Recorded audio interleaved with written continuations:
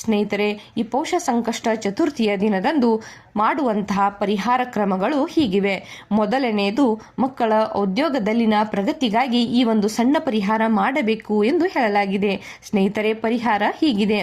ಪೌಷ ಸಂಕಷ್ಟ ಚತುರ್ಥಿಯ ದಿನದಂದು ಮಣ್ಣಿನ ಗಣೇಶನನ್ನು ಮಾಡಿ ಮತ್ತು ಪಂಚೋಪಚಾರ ವಿಧಾನದಿಂದ ಪೂಜಿಸಬೇಕು.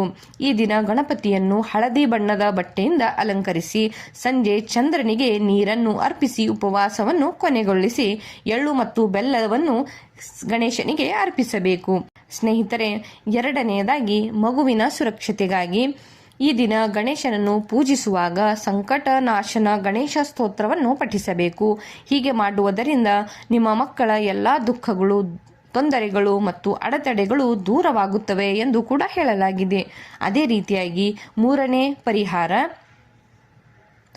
ನಮ್ಮ ಜೀವನದಲ್ಲಿನ ಒತ್ತಡದಿಂದ ಮುಕ್ತಿಯನ್ನು ಹೊಂದುವುದಕ್ಕಾಗಿ ಈ ದಿನದಂದು ರಾತ್ರಿ ಪೂಜೆ ಮಾಡಿದ ನಂತರ ಚಂದ್ರನಿಗೆ ಅರ್ಘ್ಯವನ್ನು ಅರ್ಪಿಸಿ ಓಂ ಸೋಂ ಸೋಮಾಯ ನಮಃ ಎಂಬ ಮಂತ್ರವನ್ನು ಪಠಿಸುತ್ತಾ ಚಂದ್ರನಿಗೆ ನೀರನ್ನು ಅರ್ಪಿಸಿ ಇದರಿಂದ ಮಾನಸಿಕ ಒತ್ತಡ ಮತ್ತು ಮನೆಯಲ್ಲಿನ ಎಲ್ಲ ರೀತಿಯ ಒತ್ತಡಗಳು ದೂರವಾಗುತ್ತವೆ ಎಂದು ಕೂಡ ಹೇಳಲಾಗಿದೆ.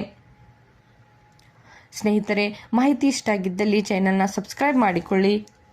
ಧನ್ಯವಾದ.